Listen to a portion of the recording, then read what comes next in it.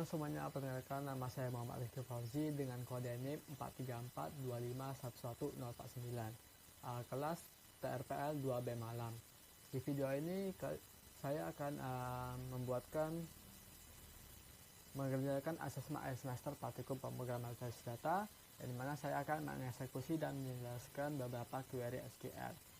Oke, lanjut ke soal pertama, yaitu saya akan membuat database toko buku dengan tabel pelanggan, buku, pesanan, detail pesanan.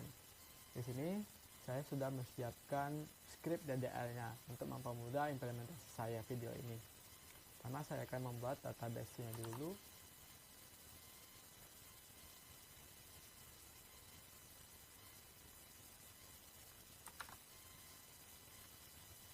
Oke, berhasil. Selanjutnya saya akan membuat tabel-tabel yang diminta tadi,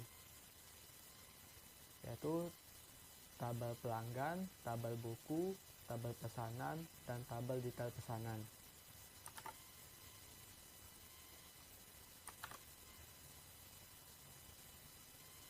Oke, berhasil. Selanjutnya saya akan mengisi beberapa data dummy untuk mempermudah query-nya nanti.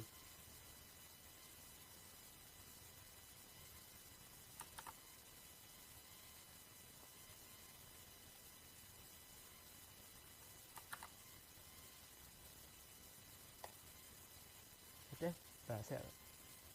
Untuk menampilkan struktur datanya telah berhasil. Selanjutnya untuk pertanyaannya, yaitu yang A, diminta tampilkan daftar nama pelanggan beserta total uang yang telah mereka belanjakan, diurutkan dari total belanja terbesar, dan tampilkan hanya pelanggan yang telah berbelanja lebih dari 500.000.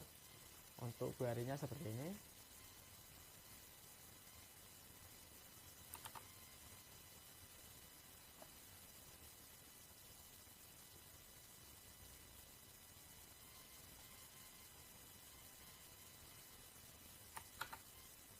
Oke, di sini saya akan jelaskan untuk mendapatkan hasilnya. Saya melakukan select pada nama pelanggan. Total belanja dapat dari fungsi aggregate sum, yaitu menggalikan jumlah buku yang dipesan dengan harganya. Karena datanya tersebar, saya menggunakan klausa join untuk menggabungkan keempat tabel tersebut. Lalu saya kelompokkan dengan grup by dan menggunakan having untuk memfilter total belanjaan khusus yang di atas 500.000. Terakhir saya urutkan dari yang terbesar menggunakan order by dash. Oke, saya akan eksekusi.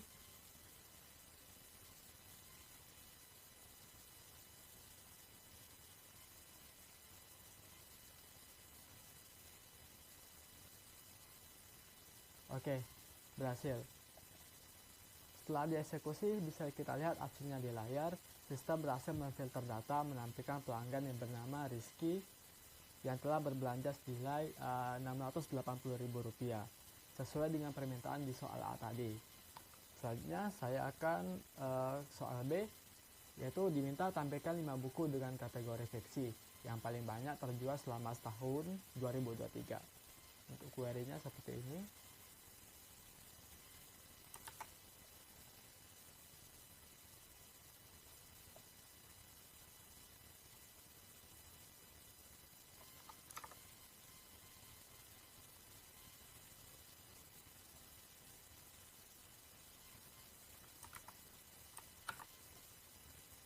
Nah, pada query ini saya memilih kolom judul dari tabel buku dan menjumlahkan kuantitas buku yang terjual menggunakan sum pada kolom jumlah dari tabel detail pesanan.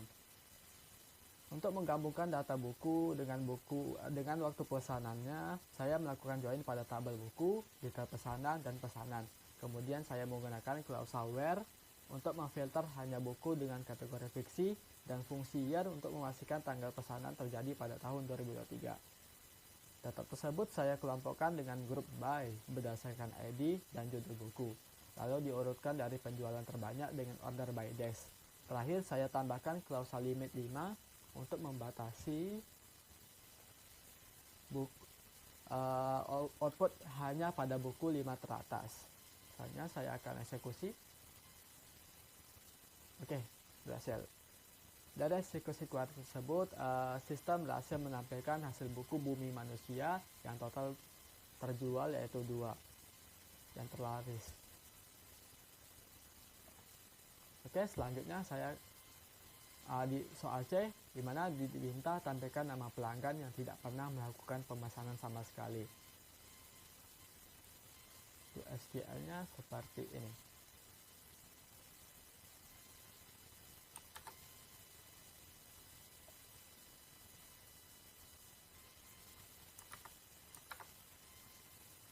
Oke, untuk menyelesaikan kasus ini, saya menggunakan pendekatan left join antar tabel dan tabel pesanan. Dengan left join, seluruh data pelanggan akan ditarik terlepas dari apakah mereka pernah memesan atau tidak. Kunci utamanya ada pada klausa where, di mana saya menambahkan kondisi PS, ID pesanan itu is null. Logika ini berfungsi untuk menyaring dan hanya menampilkan pelanggan yang tidak memiliki nilai atau tidak memiliki relasi transaksi.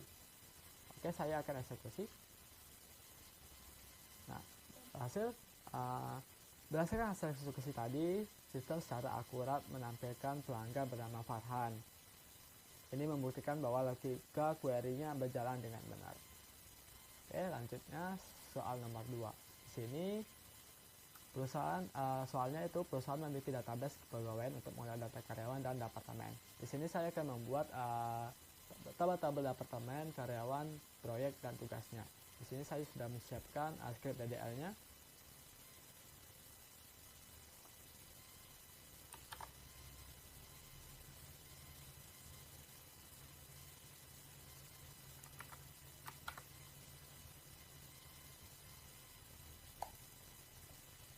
Oke, berhasil.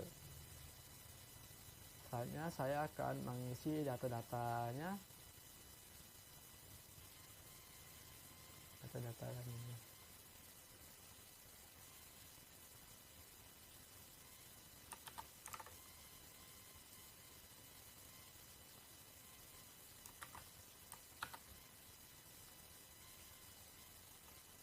Oke, berhasil. Setelah berhasil menambahkan dan membuat tabel-tabel untuk soal nomor 2, selanjutnya saya akan soalnya diminta untuk yaitu yang A, tampilkan nama departemen dan jumlah karyawan di setiap departemen, dan tampilkan juga departemen yang tidak memiliki karyawan sama sekali. Untuk query yang pertama yaitu ini.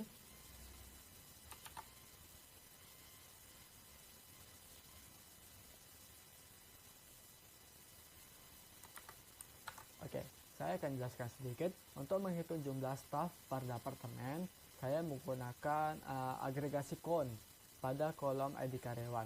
Kunci dari query ini adalah penggunaan left join. Saya menjadikan tabel departemen kiri, tabel departemen sebagai tabel utama di sebelah kiri. Dengan begitu, seluruh departemen akan tetap tampil meskipun tidak ada data yang cocok di tabel karyawan. Terakhir, data dikelompokkan berdasarkan departemen menggunakan group by. Oke, saya akan coba eksekusi dan berhasil. Bisa kita lihat pada hasil eksekusi, departemen IT memiliki 3 karyawan, departemen HRD memiliki 1 karyawan, dan departemen marketing tidak ada, 0. Oke, selanjutnya soal nomor 2, yang dimana diminta temukan nama lengkap karyawan yang memiliki gaji di atas rata-rata gaji seluruh karyawan di perusahaan. Oke, untuk SQL-nya seperti ini. Saya copy. Oke. Di sini pada query ini saya menempatkan query kedua di dalam klausa where. Sistem akan mengeksekusi subquery yaitu select average gaji from karyawan terlebih dahulu untuk menghitung angka pasti rata-rata gaji seluruh karyawan. Setelah nilai rata-rata tersebut didapat oleh sistem, query utama di bagian luar akan bertugas memfilter dan menampilkan nama karyawan yang nominal gajinya lebih besar dari nilai rata-rata tersebut. Oke, saya akan coba eksekusi dan berhasil. Nah, di sistem menampilkan rata-rata gaji berdasarkan data awal. Rata-rata kita dari gaji karyawan adalah 15 juta dan 12 juta. Dan query-nya ini berjalan dengan baik.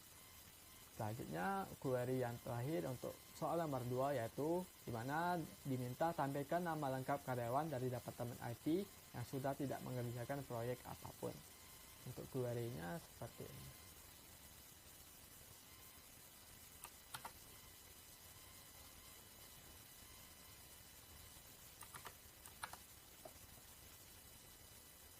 Oke, untuk query ini saya menggabungkan 3 tabel. Pertama, saya menggunakan inner join antar tabel karyawan dan departemen karena kita wajib memfilter karyawan yang hanya berada di departemen IT. Kemudian sama seperti logika pencarian data kosong sebelumnya, saya menggunakan left join ke tabel tugas. Pada klausal where selain menyaring nama departemen IT, saya menambahkan kondisi TID tugas itu 0. Kombinasi ini akan secara otomatis membuang karyawan IT yang sudah punya proyek dan menyisakan karyawan IT yang menganggur atau tidak terdaftar di dalam tabel tugas. Oke, saya coba eksekusi dan berhasil. Nah, hasilnya keluar, sistem menampilkan karyawan bernama lengkap Joko. Memang berada di Departemen IT, namun ID-nya tidak dimasukkan ke dalam pendelegasian di tabel tugas. Oke, untuk logika query-nya berhasil. Selanjutnya soal yang ketiga, di mana sistem informasi akademik SIA sebuah universitas perlu mengotomisasi beberapa tugas rutin terkait status mahasiswa dan perhitungan nilai. Database SIA memiliki skema berikut, yaitu ada tabel mahasiswa, mata kuliah, dan nilai. Untuk yang pertama, saya akan membuat tabelnya dulu.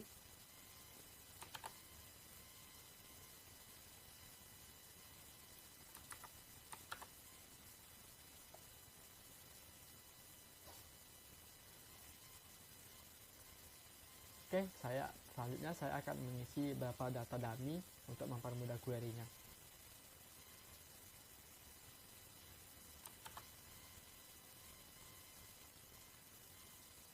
Ya, saya selanjutnya akan mengisikan beberapa data dummy untuk mahasiswa, mata kuliah, dan nilai. Oke, berhasil. Selanjutnya saya akan membuat query-nya, yaitu buatlah sebuah stored prosedur bernama proses kelulusan yang menerima NIM sebagai parameter. Prosedur ini harus memeriksa apakah total SKS mahasiswa tersebut sudah mencapai 114 SKS. Jika iya, ubah kolom status mahasiswa menjadi lulus. Jika tidak ada perubahan yang terjadi. Prosedur harus memberikan pesan konfirmasi tentang hasil operasinya. Misal, mahasiswa dengan NIM berhasil diluluskan, atau mahasiswa dengan NIM berikut belum memenuhi syarat kelulusan. Oke, langsung aja ke bagian query SQL.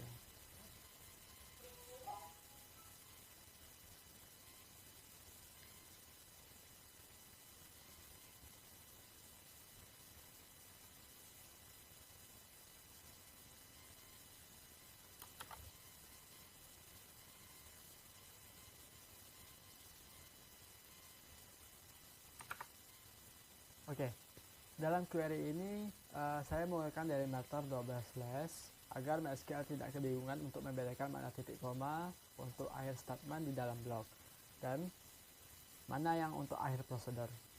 Untuk prosedur ini menerima parameter input berupa name. Di dalamnya saya mendeklarasikan variabel key SKS untuk menampung total SKS mahasiswa tersebut dari database. Kemudian saya menggunakan blok logika if else jika SKS lebih besar atau sama dengan 114. Sistem menjalankan perintah update status menjadi lulus dan mencetak pesan sukses. Jika kurang, status tidak berubah dan sistem mencetak pesan peringatan. Oke, saya akan coba eksekusi dan hasilnya berhasil.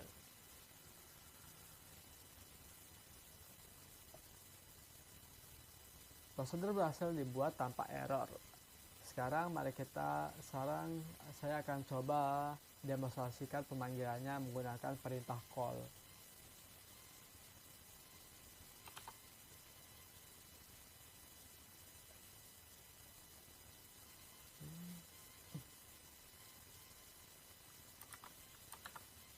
Nah, di sini saya menggunakan NIM saya yang di set pada awal sudah memiliki 114 SKS. Bisa dilihat dari inputan saya nge-create tabel dummy-nya.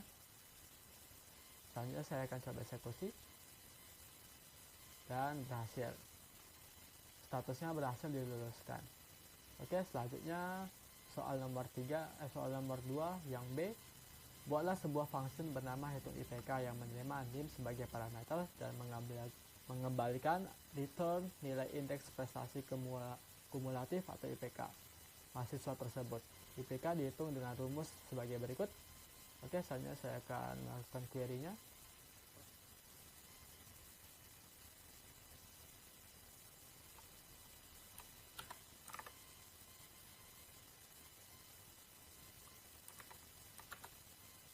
Oke. Pada struktur function ini saya mendefinisikan returnnya desimal 4,2 karena IPK adalah angka desimal.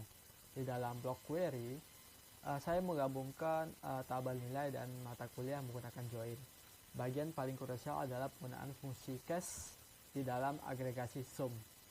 Logika ini bertugas menerjemahkan nilai huruf menjadi angka, misalnya A menjadi 4, lalu langsung mengembalikan dengan SKS mata kuliah tersebut. Hasil kalkulasi tersebut saya simpan ke dalam variabel di total SKS. Setelah itu saya melakukan pembagian antara total bobot dengan total SKS untuk mendapatkan nilai IPK. Saya kemudian dikembalikan menggunakan perintah return. Oke, saya coba eksekusi dan berhasil.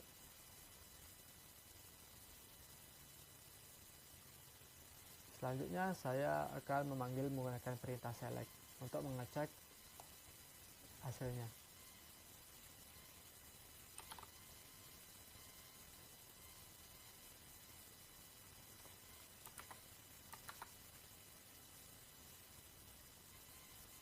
Saya coba eksekusi. Oke, berhasil. Dari function eksekusi pemanggil function sistem IPK itu berhasil secara otomatis.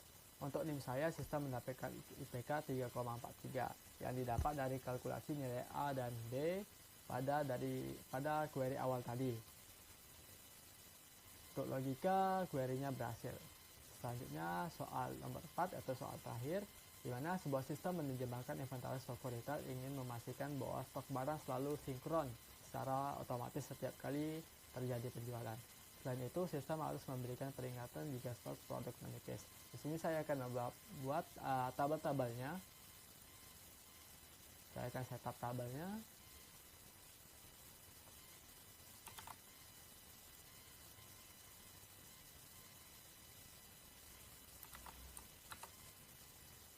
Oke, saya jalankan.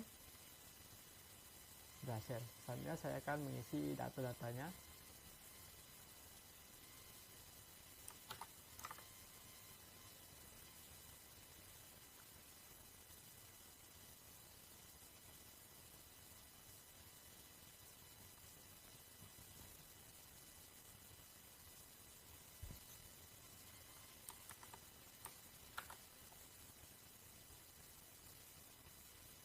Nah, saya akan membuat tabel produk, penjualan, data penjualan, dan log stok rendah tadi. Nah, di sini saya menggunakan auto increment pada ID log agar sistem menggenerate ID peringatan secara otomatis. Nah, setelah itu saya akan memasukkan satu produk dengan stoknya itu 12. Sebanyak unitnya itu 12 untuk pengujian.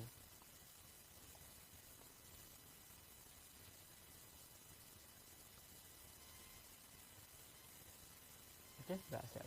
Selanjutnya saya akan membuat query untuk soal pertama, yaitu coba mengurangi nilai pada kolom stok di tabel produk berdasarkan jumlah barang yang terjual pada baris baru di detail penjualan.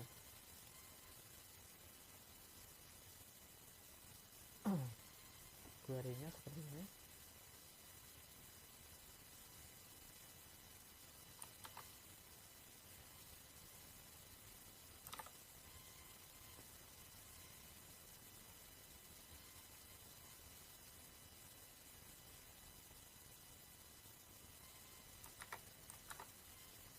Oke.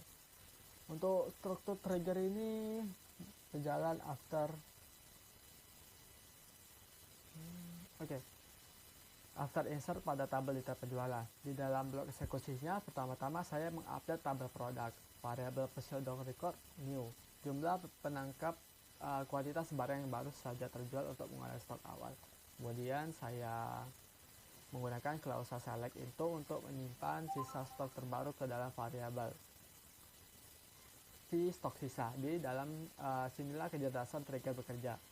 Untuk jika if v stok itu lebih kecil dari 10 akan memvalidasi angka tersebut jika memenuhi syarat. Sistem otomatis melakukan insert ke tabel log stok rendah, mencatat ID sisa stok dan waktu peringatan menggunakan fungsi bawaan now.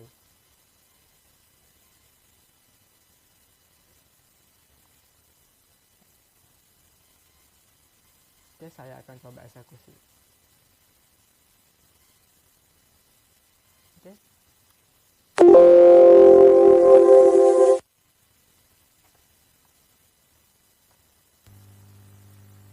Oke, berhasil.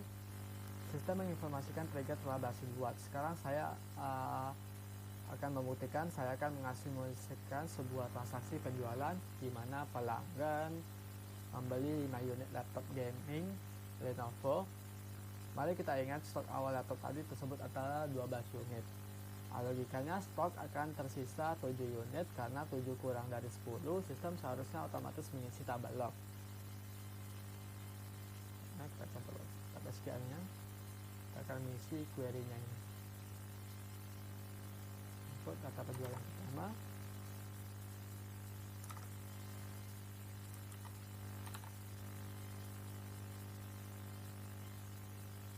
Oke. Selanjutnya menginput data penjualan.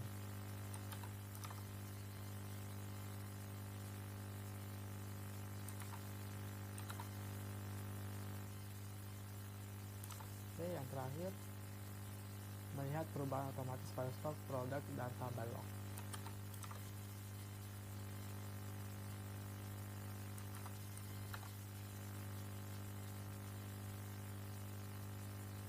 Oke, bisa kita lihat hasilnya stok laptop gaming Lenovo ini otomatis tersisa 7 unit.